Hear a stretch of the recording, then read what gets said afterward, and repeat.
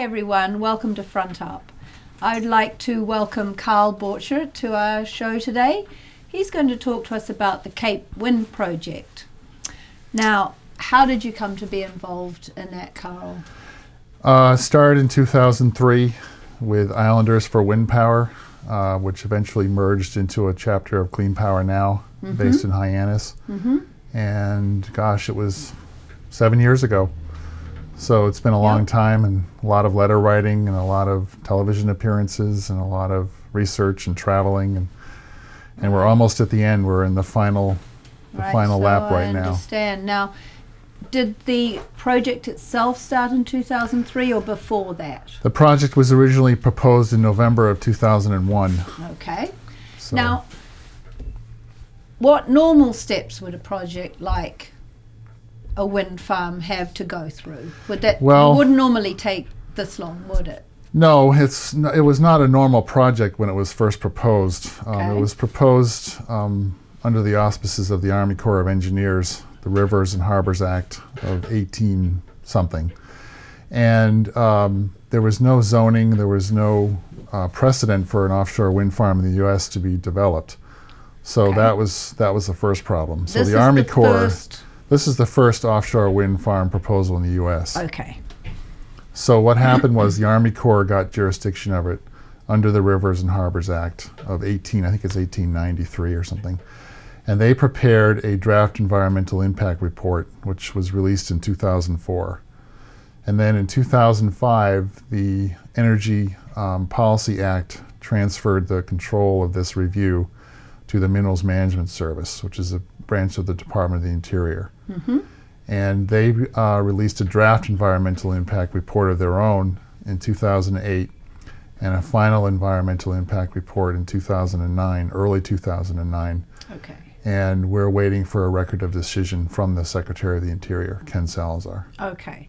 So now, have those been hold-ups, or has that just been a very long process that has, because of the change? Well, I think it's been a combination of both.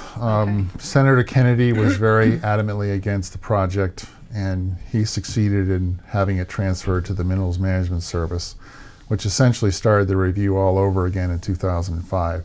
The Army Corps had been reviewing it from 2001 to 2005, and Kennedy successfully had it transferred to the Department of Interior. And they've been working on it since then. Okay. So that's just what you have to deal with. Yeah, it's a long, it's in federal water. It's more than 3 miles out. It's in the so-called donut hole of Nantucket Sound, which is federal waters. And so the U.S. Department of Interior Minerals Management Service has jurisdiction in those waters. And they deal with offshore resources, oil, natural gas, sand mining for beach nourishment, and anything on the outer continental shelf, which is past the 3-mile state limits or 10-mile state limits, depending on the state. Right. So now, there was just an important hearing about this on Monday night on the Cape. On Monday afternoon, there was a hearing, a public hearing, that was hosted by the Advisory Council on Historic Preservation.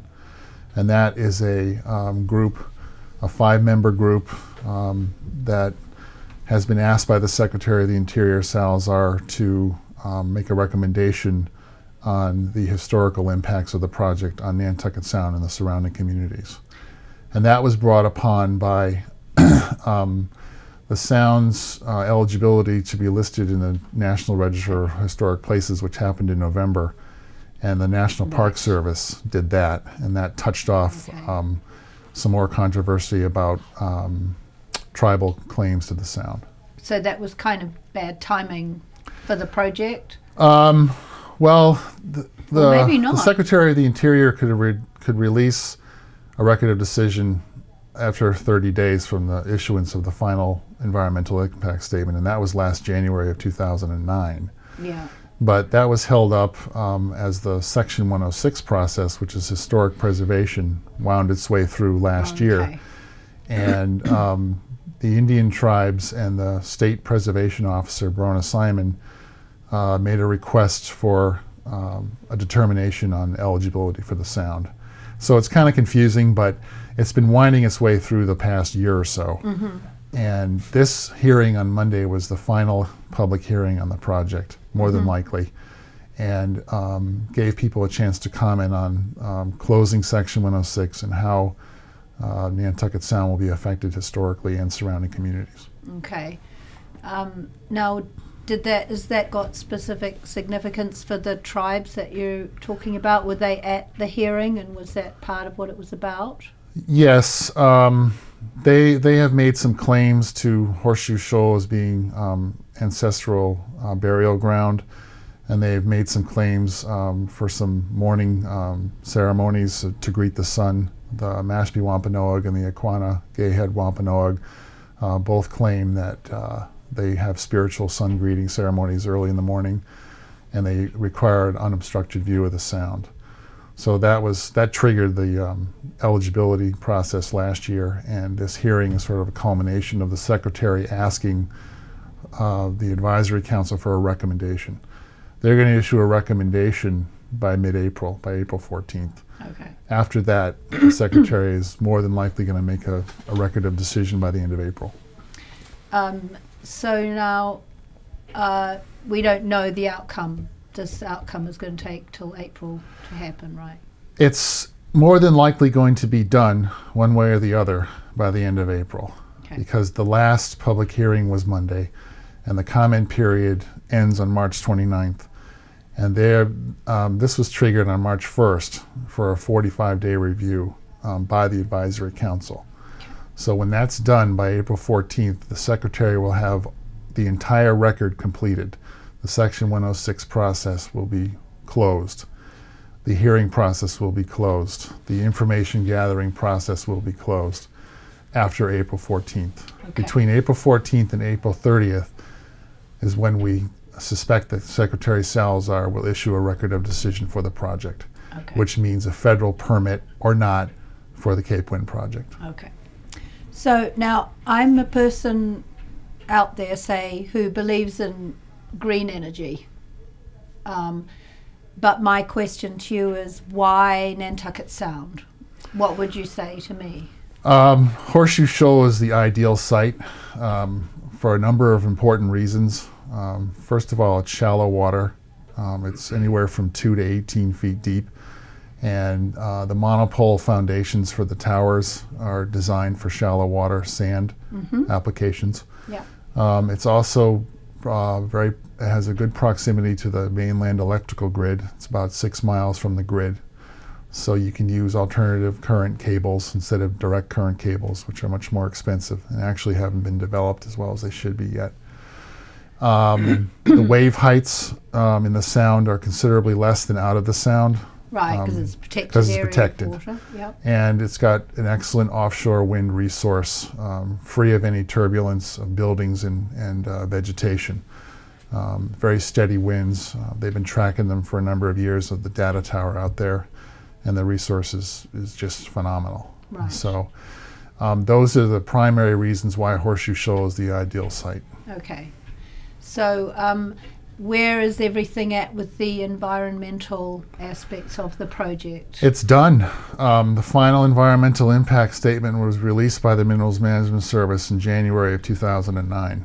After 6 years of public hearings, both through the Army Corps and the Minerals Management Service conducted public hearings on both islands and in Hyannis and in Boston on each succeeding environmental review.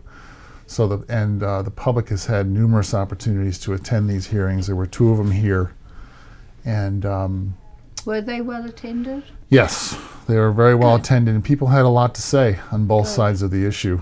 And one of the frustrating things about the opposition is they've said that there hasn't been enough consultation with the public, but that's simply not true, because they've had 2 hearings, one from the Army Corps and one round from the MMS, and there have been open comment periods for letter writing and emails as well. Okay. Now, I did a little bit of research myself online. I just Googled offshore wind farms, and I found a whole bunch of stuff, and I was amazed to see that amongst the operating wind farms, all of them are in Europe apart from one, which I think is in China, and then they had a list of proposed wind farms under construction, of which there are about 16, and proposed wind farms, of which there are about 46. The US only came into that last category of proposed wind farms. So why do you think we're so far behind on that? Well, it depends on who you talk to. I mean, the Europeans, the Danes voted in the 70s not to incorporate nuclear energy into their mix after the big oil embargo. They got stuck because most of their power generation was from oil. Mm-hmm. So they made a concerted effort as a country and a government to develop wind energy. And they're the leaders, right, both onshore and offshore. Right. And they employ over 20,000 people in Denmark in the wind industry. And they've set an ambitious goal of 50% of their entire power from wind by 2025. The U.S. Has a very interesting situation where coal, oil, nuclear, and natural gas are very powerful industries. They have very powerful lobbyists in Washington, and they have a lot of influence in this country. Yeah. And that is the way that America has done business for many, many decades. So Europe has taken the lead simply because they have run out of space on land. Germany has tons of wind farms on land, and they're developing the Baltic and the North Sea. And they've done a lot of zoning on the Baltic and the North Sea with Denmark and the Netherlands and Germany. They're working on a regional power grid and regional transmission systems. So they're light years ahead of us. Right. This thing has been grinding through the process for 9 years, but you have to remember that these industries that are very powerful in America are just that, and Right. they can wield a lot of influence. And there's been some important politicians who have been against this, like Senator Kennedy and Representative Delahunt.